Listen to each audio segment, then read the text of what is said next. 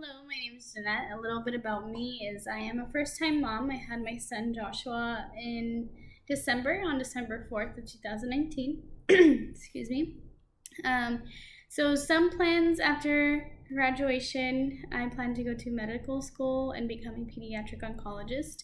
So my main focus for my major is biology. Um, Now, I was a hero, I believe, to my mom when my grandmother passed away. Um, a long story short, is my grandmother was the matriarch of our family, essentially.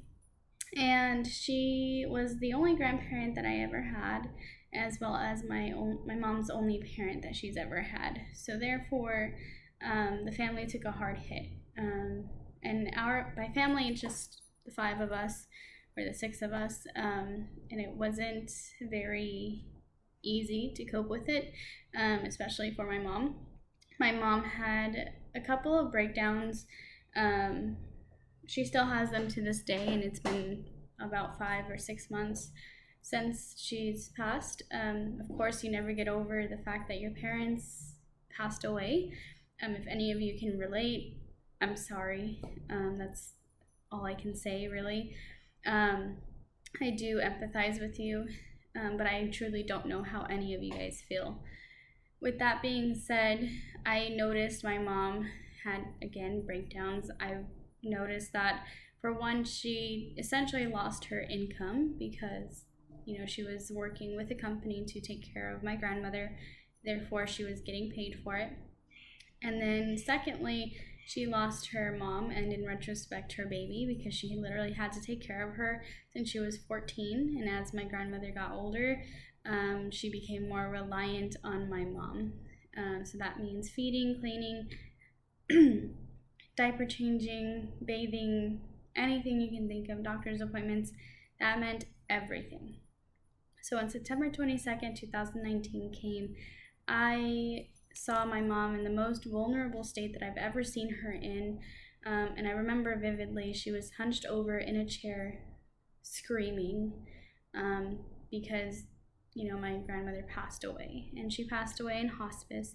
So it's a little bit of a different process. Once they pass, you call, the hospice nurse comes in.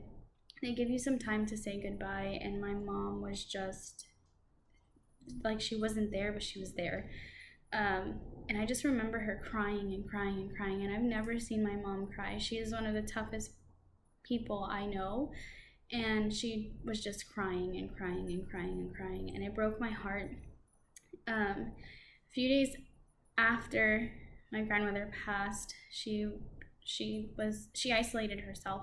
She didn't want to go out in public. She didn't want to be around us. And then she started having her tics. So I, brought it up to her like, hey, Mom, I can move in with you. Me and my husband can move in with you. I'm having complications in my pregnancy. I was 7 months pregnant at the time, and we can go ahead and work things out. It'll help you with your rent. It'll help you with your income a little bit, as well as it'll help me out because I could not drive at the time either.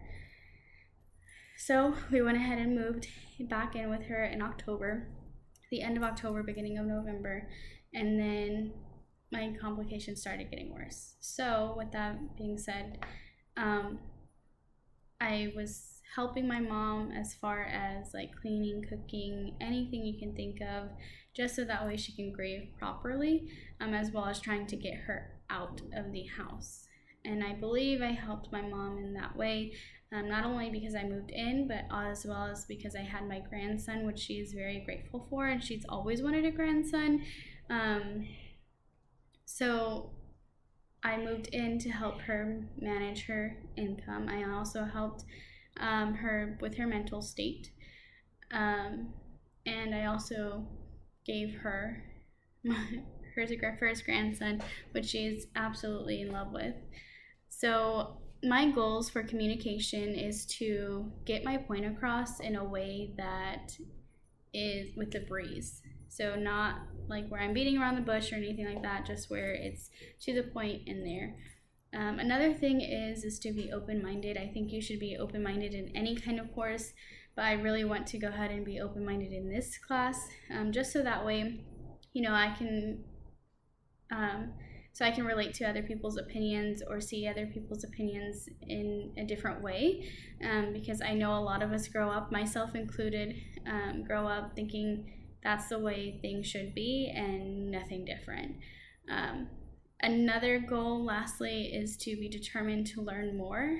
And that's kind of like a broad spectrum, but I'm saying like be determined to learn more about persuasiveness and to persuade people.